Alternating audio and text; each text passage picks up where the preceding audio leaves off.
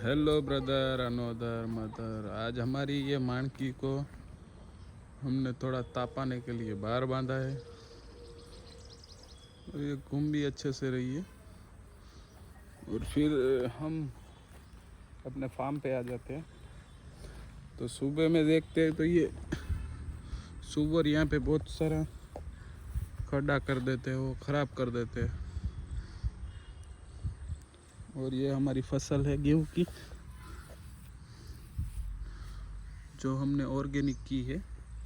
इसमें अभी मैं सोच रहा हूँ वो जीवामृत डालने का, क्योंकि ये है ना, खातर नहीं डाला ना तो ये घास बहुत हो गया है। कोई दवा नहीं डाली है ना तो अंदर घास बहुत हो गया है।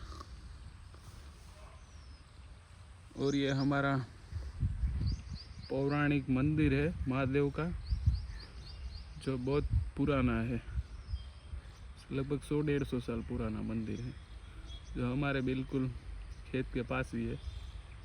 और उसके पास में है यहाँ पे तालाब है, जिसकी वजह से यहाँ पे नमी बनी रहती है और हमें ज़्यादा पानी पिलाने की ज़रूरत नहीं पड़ती। ये गेहूं में अभी तक एक ही पानी पिलाया है, फिर भी ये काफ़ी अच्छे है।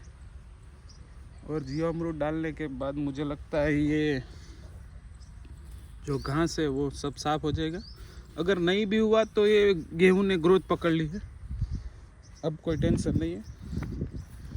ये गेहूं ने ग्रोथ पकड़ ली है, तो जैसे ये बड़े हो जाएंगे और जो घास है वो छोटा रह जाएगा, तो वो अपने आप ही साफ़ हो जाएगा।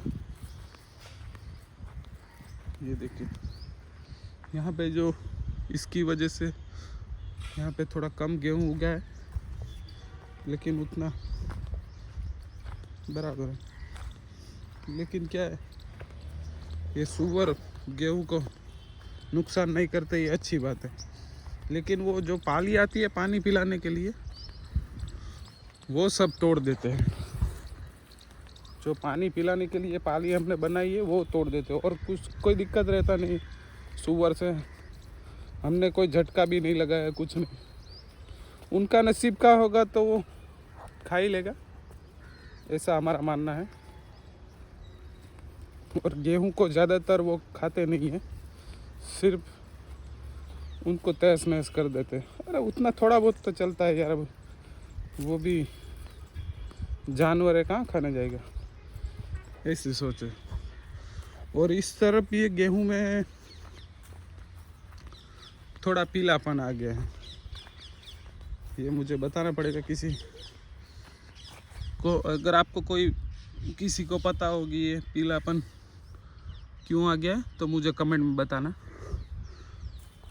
और मुझे दवाई के बारे में मत बताना, क्योंकि मैं ये ऑर्गेनिक करना चाहता हूँ ना, इसलिए मैं दवाई का छंटकाव नहीं करूँगा इसमें।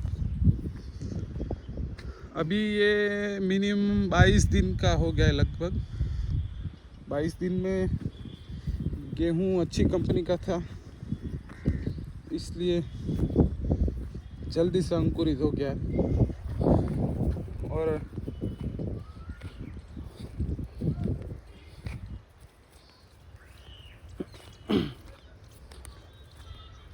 और ये फूलने भी अच्छे लगे हैं। यहाँ पे थोड़ा घास कम है। ये मेरा पूरा खेत है, लगभग 5 बीघा में ये गेहूँ डाला है अभी। और उसके बाजू में हमने डाला है भैंसों के लिए चारा, भैंसों के लिए चारा उस तरफ डाला है, क्योंकि हम तो गेहूँ खाएंगे, भैंस थोड़ी ना खाएगी। इसमें से जो पराली निकलेगी वो ज़्यादातर भैंसें खाती नहीं है गेहूं की पराली, इसलिए उनके लिए ये बाटा डाला है। और ये भी बिना खाद वाला है, ये नहीं कोई पाएगा का खाद और कुछ नहीं। इसमें कुछ डालने की ज़रूरत भी नहीं है, क्योंकि अपने को तो क्या है, भैंसों के लिए करा है, तो कोई दिक्कत है नहीं। इसमें तो ना हम यूरिया डालेंगे ना और कुछ, तभी तो ऑर्गेनिक कहलाएगा। अब कुछ लोग ऐसा करते कि पहले खातर वातर सब डाल देते, फिर बोलते ये ऑर्गेनिक ऑर्गेनिक। ऐसा नहीं होता ना भाई। अगर आप पहले से ही ऑर्गेनिक करोगे तभी तो उसका मज़ा आएगा। कुछ ऐसा है, ये 10 दिन का है शायद, 10 दिन का। ये ग्रोथ भी अच्छा पकड़ लिया। एक बार इतना हो जाएगा फिर कोई दिक्कत नहीं रहेगी। और ये माणा बाटा है तो इसकी ग्रोथ आने के बाद फूलने देना पड़ेगा, फिर इसको काट के खिलाएंगे भैंस को। ये 1.5 बीघे में डाला है बाटा।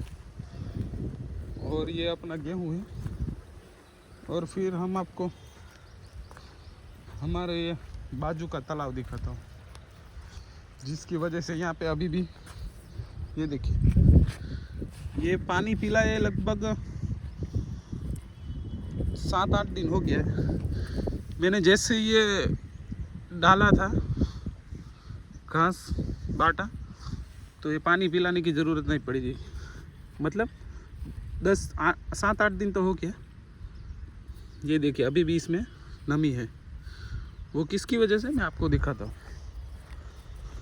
इसको भी ज़्यादातर सूअर परेशान नहीं करते। मेरे खेत में कोई बाउंड्री नहीं है, कोई झटका बटका कुछ भी नहीं है, क्योंकि हमें भी पता होना चाहिए कि आसपास के सब सारे खेत में है ना झटका और वही सब लगा है।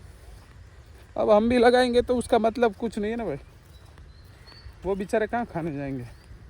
और ये कुछ खाने वाली चीज़ भी है नहीं है, ये ज़्यादातर बिगाड़ते नहीं है। ये हमारा खेत है।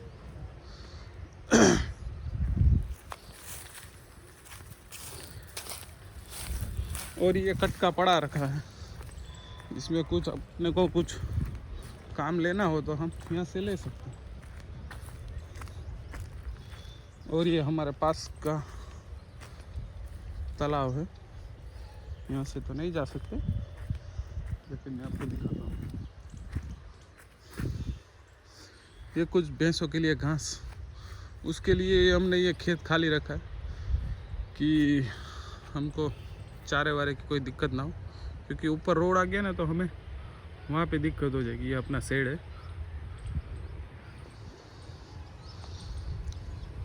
चलिए मैं आपको तालाब दिखाता हूँ, 1 मिनट।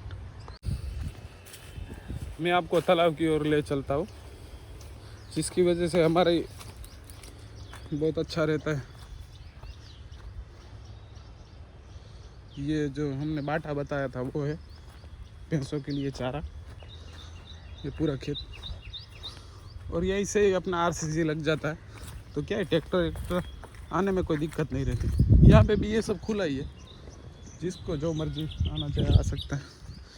ये देखे कुछ हमारे साथीदार के घर है और ये आरसीसी है। अब थोड़ी दिक्कत तो ये भी रहती है पंचायत की कि यहाँ पे कचरा बहुत लोग डाल जाते हैं हमारे खेत के बाजू में। ये देखिए ये सब कचरा है। वो क्या है, किसी को कोई पड़ी नहीं है ना अभी तक, इसलिए। ये देखिए कचरा का पूरा ढेर है यहाँ पे, वहाँ पे भी सब कचरा ही फैला होगा। ये देखिए ये किसी ने अभी सिल गाया है, ये पूरा कचरा ही है। हम आपको अपना तालाब दिखाते हैं।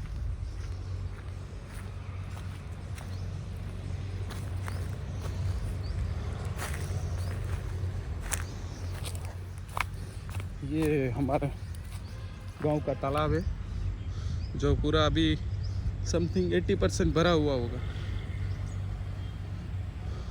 ये पूरा 80% अभी पानी से भरा हुआ है, जिसकी वजह से क्या अपना बाजू में ही खेत है, इसके उस तरफ खेत है। ये हमने ये मेहंदी का बाउंड्री लगाया हुआ है।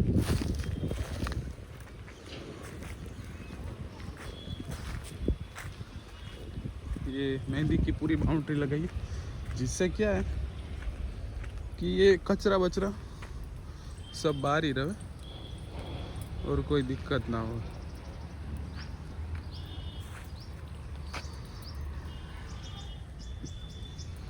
अब हमें ये सिलका है उसको तो बुझाना पड़ेगा, नहीं तो फिर ये पूरी बाउंड्री अपनी जल जाएगी। इसको बुझाई कैसे वो देखते हैं, चलो।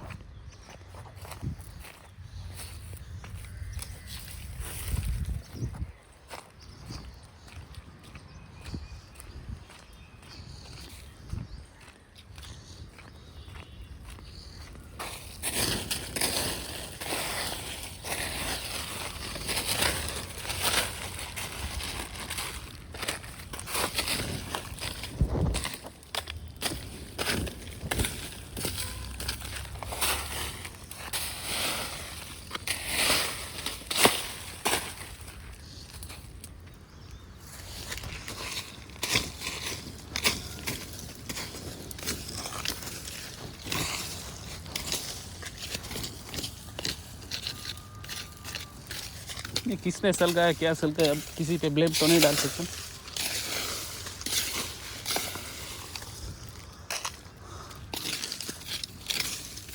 देखिए सुलगता पूरी हमारी बाउंड्री में चला जाएगा तो दिक्कत हो जाएगी।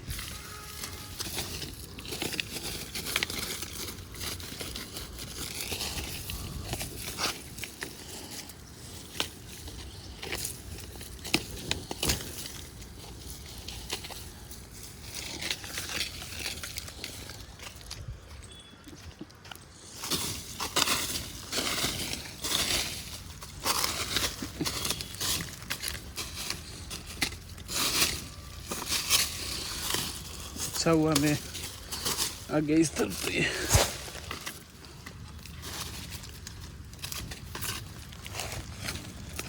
जलने से, पूरी बाउंड्री जलने से बच गई।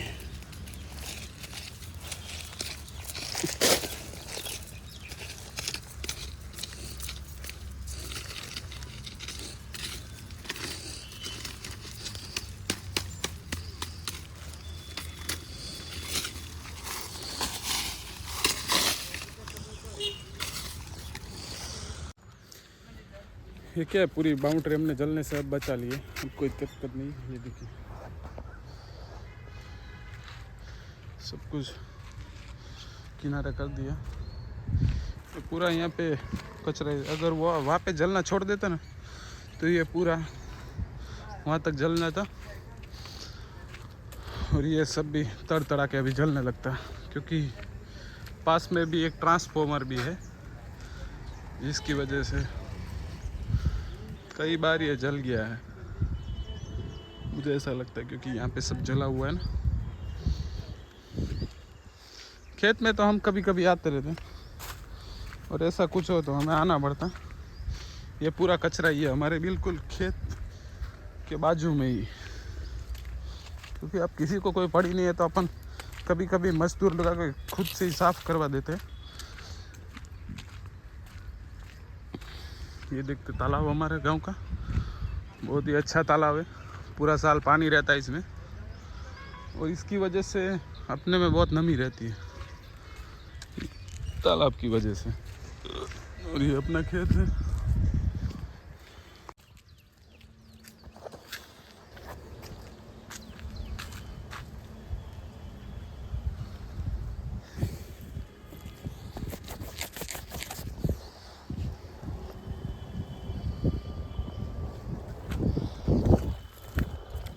और फिर उसको बुझा के हम अपने खेत की तरफ आ जाते हैं। थोड़ा धुआं भी बहुत लगा है, लेकिन क्या करें, करना तो पड़ेगा। और ये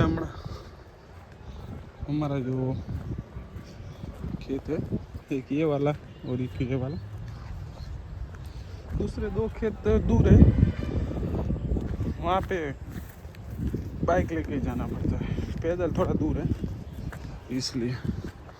और ये हमारा ऑर्गेनिक गेहूं की, आपको एक अच्छी बात बताऊं तो मैं हर साल करता हूँ, लेकिन इस साल मैंने ऐसा ट्राई किया है कि हम इसमें जीरो,